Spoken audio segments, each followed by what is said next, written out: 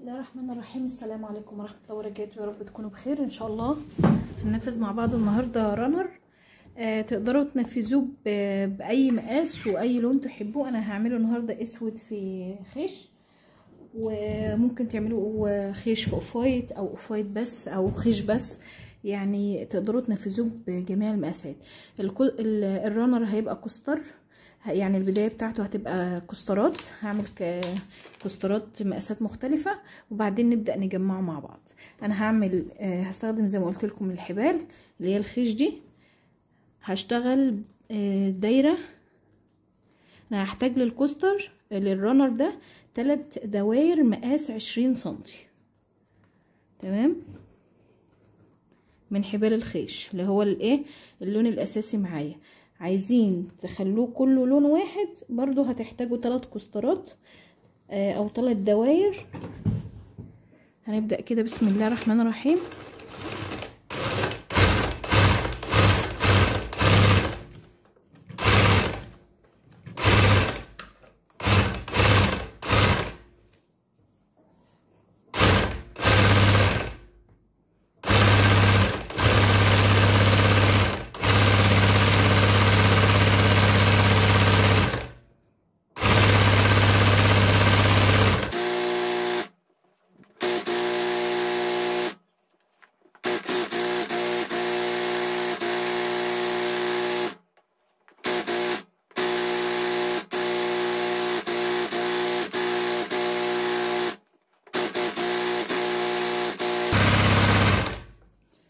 هعمله مقاس 20 سنتي زي ما قلت لكم. هشوفوا المقاس كده.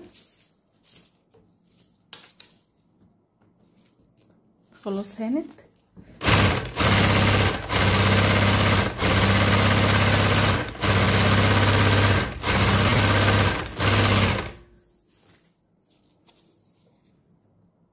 تمام كده. هشوفه من كل الجهات يكون 20 سنتي.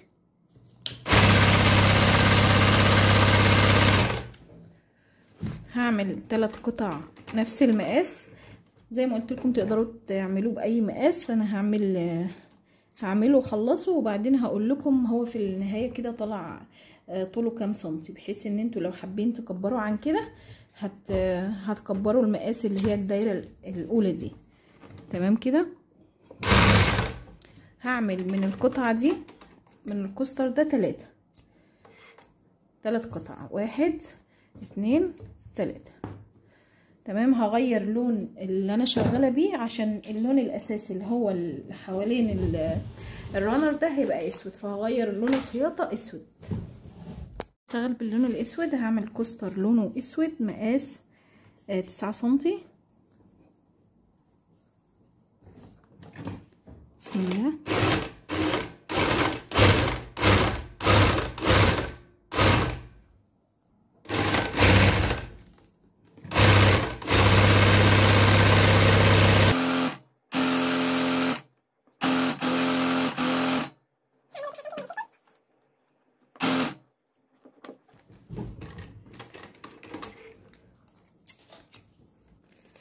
شيل الحشوه دي كده.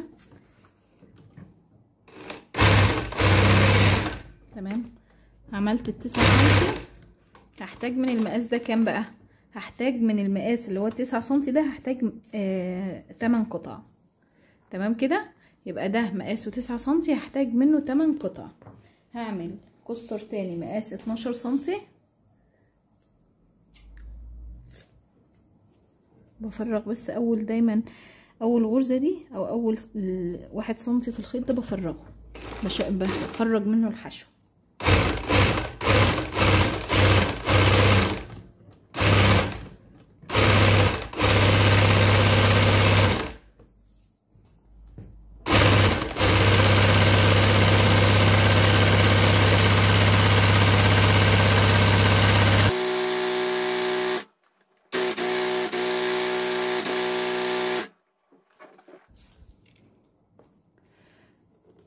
هعمله 12 سنتي.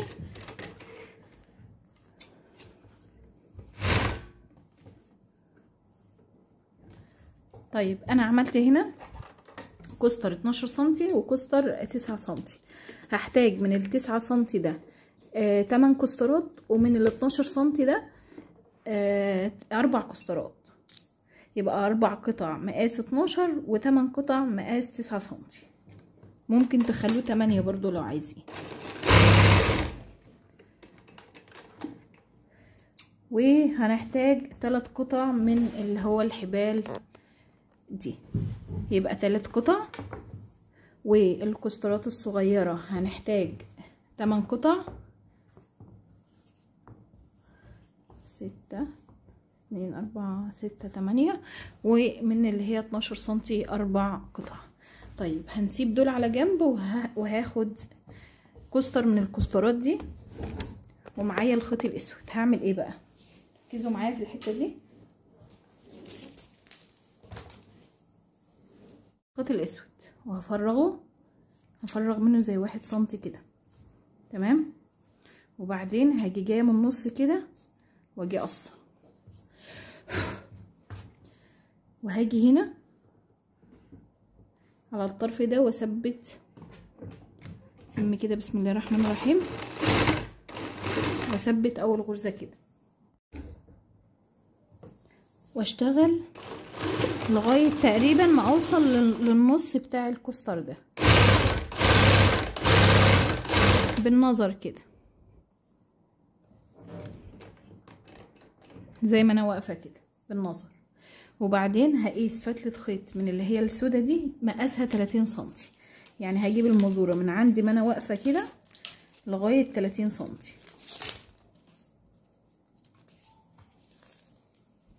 وركز قوي في الحته دي عشان يبقى المقاسات كلها واحد. اعلم كده عند 30 سنتي، وهشيل الخيط ده، وهودي الكستر ده كده، وهجيب الكستر التاني. يبقى احنا سيبنا 30 سنتي، هاجي عند ال30 سنتي اللي انا سايباهم اهو، وهثبت برضو عشان ابقى انا هشوف كده على الكستر القديم. انا وقفت تقريبا عند 18، عند يعني 18 سنتي بالنظر كده يعني.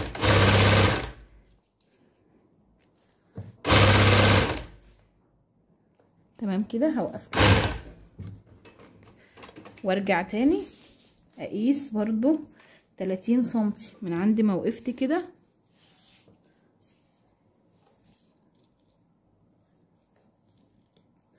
ادي 30 سنتي، واجيب الكستر الاخير كده، واحط العلامه بتاعتي واثبت. بسم الله الرحمن الرحيم. يعني المفروض ان انا خلصت 3 كسترات، هلف زي ما انا في اخر كستر. بصوا بقى هعمل ايه. هسيب مسافه من هنا بالتقريب ما بين الفتله دي والفتله دي 14 سنتي او 13 سنتي، هنخليها 13 سنتي بالتقريب. وارجع من عند الفتله دي كده، وبرضو هقيس تاني 30 سنتي.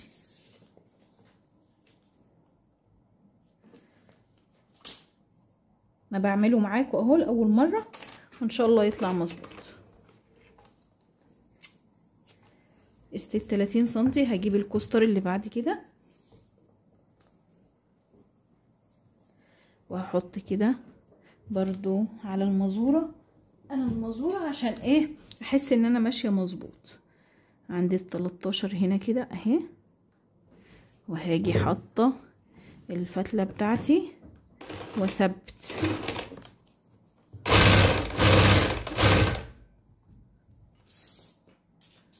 انا حاسه ان دي عايزه تفك كده شويه.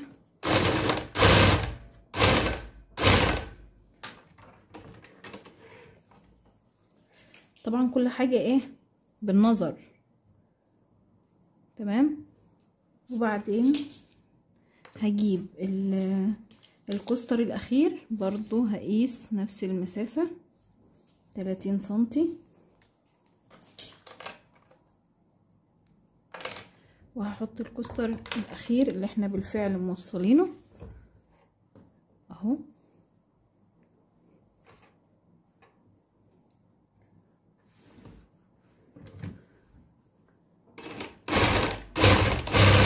وهلف كده. انا رجعت لنقطة البداية تاني.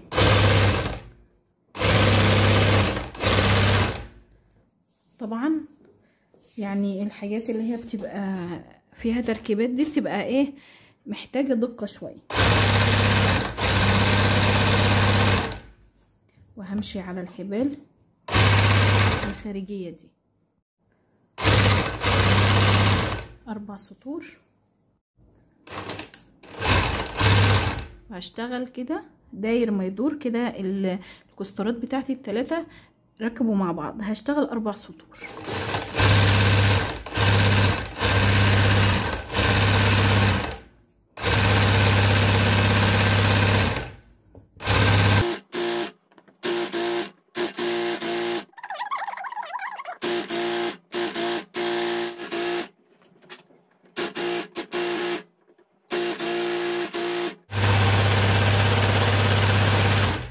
بصوا بقى، هوقف من عند ما بدأت، هفرغ وهنهي كده. انا كده اشتغلت 4 سطور. هقول لكم في النهاية خالص هو مقاسه كام، وبراحتكم بقى. هتبقى القطعة شبه كده اهي. هعمل ايه بقى، همسك القطعتين دول قصاد بعض كده،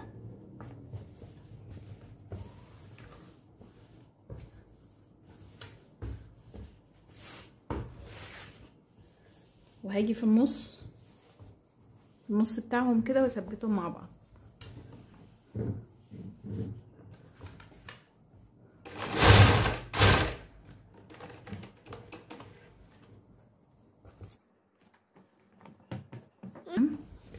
الجزء التاني برضو هاجي في النص كده اثبتهم مع بعض برضو.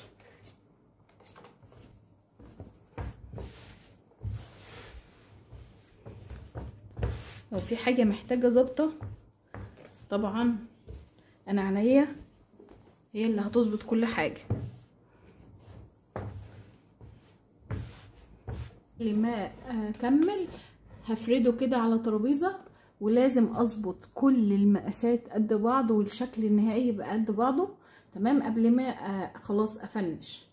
وبعد كده بقى هجيب الكوسترات اللي انا عملتها اللي هم المقاسات. احنا قلنا عايزين 8 مقاس 9 و4 مقاس 12 تمام. هجيب المقاس الكبير اللي هو 12 احطه في النص هنا، وهجيب واحد من مقاس 9 احطه جنب ده، وهجيب واحد مقاس 9 برضو هحطه الجنب التاني. هيبقى تثبيتهم بالشكل ده كده، هيبقوا بالشكل ده. هركبهم كلهم او احاول على قد ما اقدر اركب جنبين مع بعض. هاخد كوسترين صغيرين وكوستر كبير. الكبير هحطه في النص هنا. الدبابيس هتريحني في الشغل. شايفين اهو. وهبدأ بقى ايه خياطة، ثبت دول الاول وبعدين الاخيرة اعملها لوحدها.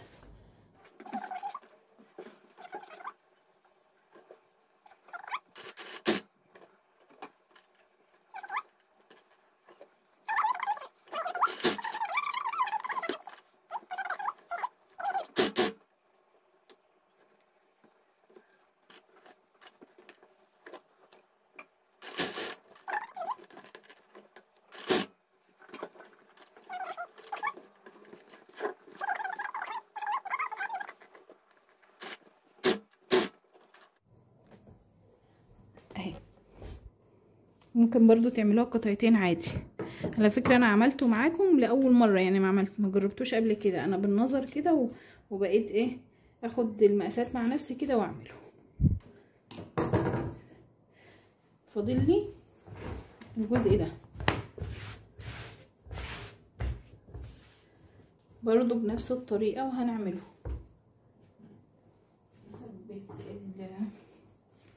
نثبت دول في النص هنا، واللي قصادها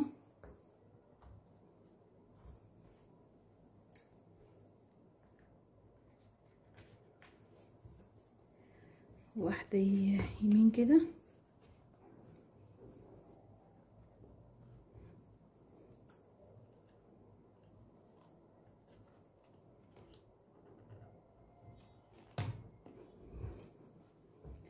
وواحدة في الجنب التاني.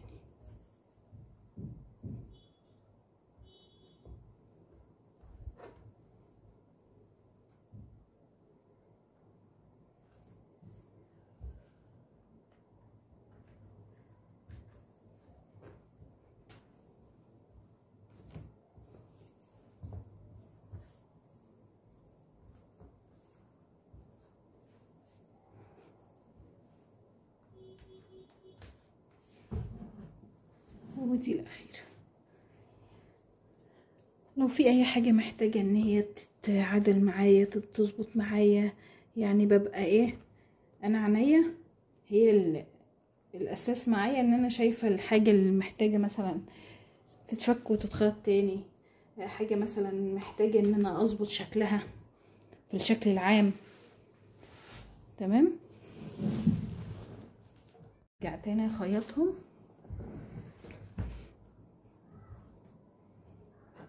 بنفس الطريقة.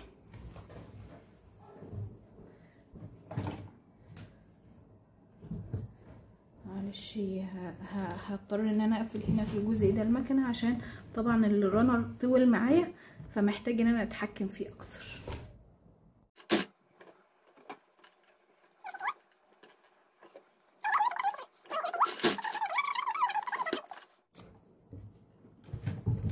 تعالوا بقى نشوفها كده.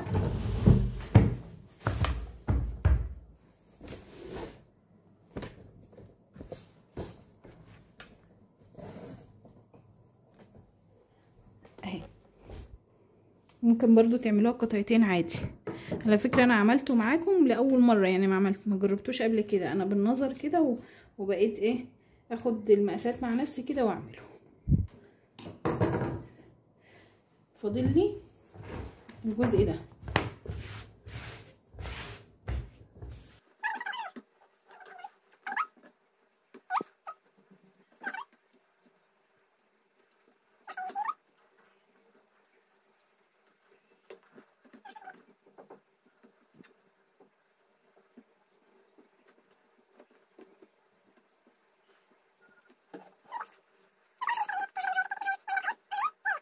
بصوا بقى، مع اخر غرزة خيطتها ما عملتش اي حاجة خالص.